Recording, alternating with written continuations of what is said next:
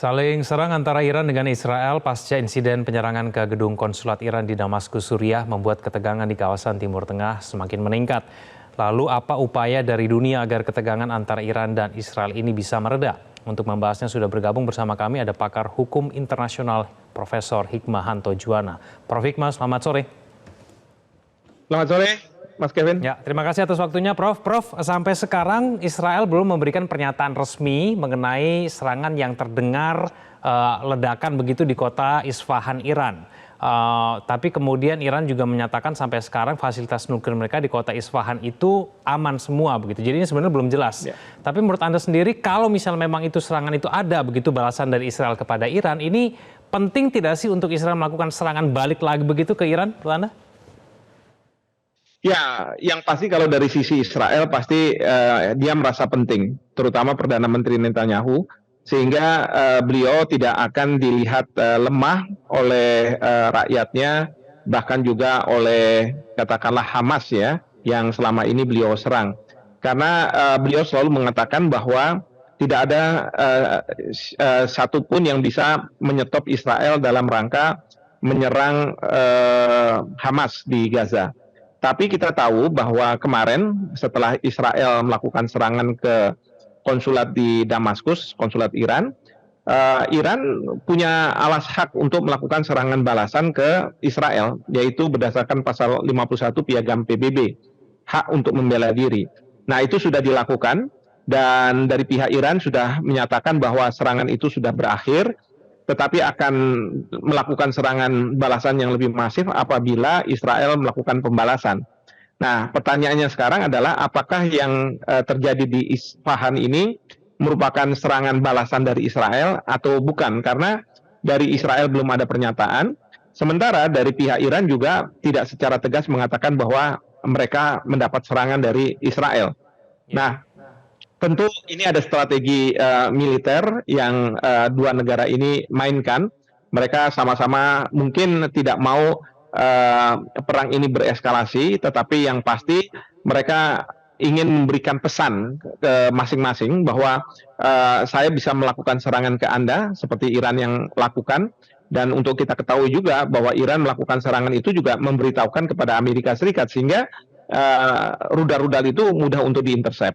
Sementara Israel, walaupun sampai hari ini dia belum membuat pernyataan, mungkin dia memberikan pesan bahwa kami pun bisa membalas, walaupun itu juga ditolak oleh Iran sampai hari ini belum ada pernyataan.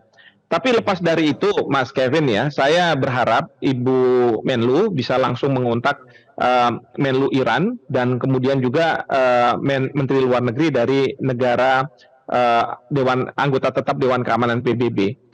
Esensi dari kontak ini adalah meminta Iran untuk kalau benar itu serangan balasan dari Israel, tidak melakukan serangan balik lagi. Karena kalau misalnya itu terjadi dan mungkin serangannya lebih besar, ini bisa memicu konflik regional, bahkan bisa masuk kita ke Perang Dunia Ketiga dan tidak ada satupun negara yang akan diuntungkan kalau seperti ini.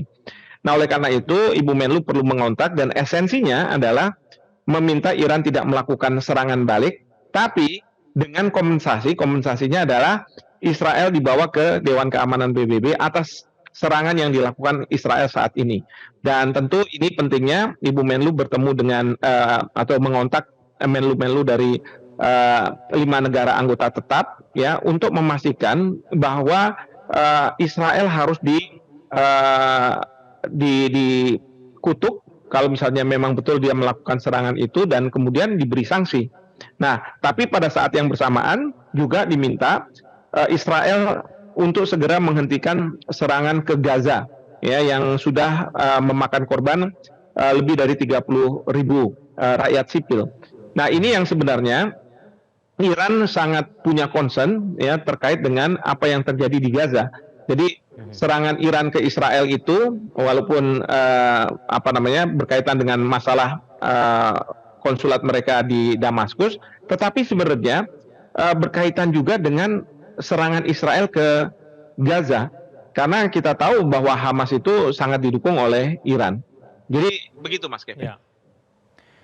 Prof. Hikmah, masih banyak yang meragukan kemampuan dari Dewan Keamanan PBB begitu untuk mendamaikan mengenai konflik ini. Bisakah kemudian kita mengandalkan Dewan Keamanan PBB kalau misalnya kemudian sudah ada terjadi saling serang itu antara Israel dengan Iran pada saat ini? Ya, disinilah yang tadi saya katakan, ya, anggota tetap Dewan Keamanan PBB ini yang kita harus dorong agar mereka tidak membuat atau setiap resolusi diveto, terutama Amerika Serikat. Tetapi mereka harus sepakat ini, karena mereka itu 5 negara ini dipercayakan oleh dunia untuk memastikan bahwa perdamaian keamanan internasional itu terjaga.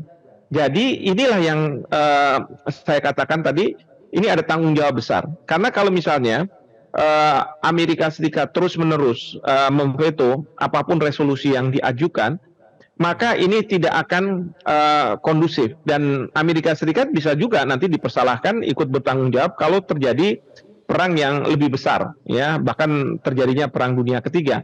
Artinya negara seperti Amerika Serikat yang selalu menceramahi kita mengenai masalah moral benar dan salah, tetapi dalam situasi seperti ini justru dia membenarkan tindakan yang salah. Jadi disitulah pentingnya negara-negara P5 ini untuk punya kesepakatan, punya visi ke depan dunia itu seperti apa. Dan kalau misalnya Israel memang salah, Amerika Serikat harus berani mengatakan bahwa itu salah. Walaupun kita tahu semua bahwa lobby-lobby Yahudi di Amerika Serikat itu sangat kuat, dan pasti mereka akan meminta pemerintah Amerika Serikat untuk selalu berada di belakang Israel, seperti itu. Prof, kalau menjadi Iran ya, melihat mengenai serangan yang terjadi pada hari ini yang kita belum tahu itu serangan dari mana, betul atau tidak itu dari Israel, kira-kira Irannya seperti apa akan merespon? Mengingat baru beberapa hari yang lalu mereka melakukan pawai militer begitu. Ya, yang saya khawatirkan adalah respon dari Iran adalah menyerang balik Israel dengan serangan yang lebih besar dan masif. Dan itu pasti akan mendapat jawaban juga dari Israel dengan mereka akan melakukan serangan juga yang lebih besar. Dan kalau misalnya ini terjadi, bukannya tidak mungkin Amerika Serikat akan turun untuk membantu Israel. Nah, kalau sudah Amerika Serikat turun, bukannya tidak mungkin Rusia juga akan turun membantu Iran. Demikian juga Korea Utara, bahkan juga Cina akan melihat situasi seperti apa. Karena mereka sebenarnya intinya tidak ingin Amerika Serikat ikut di dalam perang ini, ya, seolah-olah memojokkan Iran gitu ya. Mereka ingin adanya playing field yang sama. Jadi itu situasinya. Tapi yang seperti saya katakan di awal, seharusnya ini harus dihindari. Kalau kemarin banyak negara-negara Barat meminta Israel untuk tidak melakukan serangan balik ke Iran, seperti Presiden Prancis, kemudian juga Perdana Menteri Inggris, dan bahkan Presiden Joe Biden yang mengatakan bahwa Amerika Serikat tidak akan mendukung ketika Israel akan menyerang Iran. Nah, ini sekarang waktunya bagi Indonesia untuk kita bisa berkomunikasi dengan pihak Iran dan meminta agar Iran tidak melakukan serangan balik. Tetapi tentu Iran harus juga diberikan semacam pemanis, ya, pemanis dalam artian bahwa tidak melakukan serangan balik, tetapi harus ada sesuatu yang Iran dapatkan, yaitu ada sanksi yang akan dijatuhkan oleh Dewan Keamanan PBB, dan kemudian Israel tidak lagi menyerang Gaza. Seperti itu, Mas. Oke, baik. Prof. Hikmah, terima kasih telah bergabung bersama kami di Metro hari ini. Selamat sore, Prof.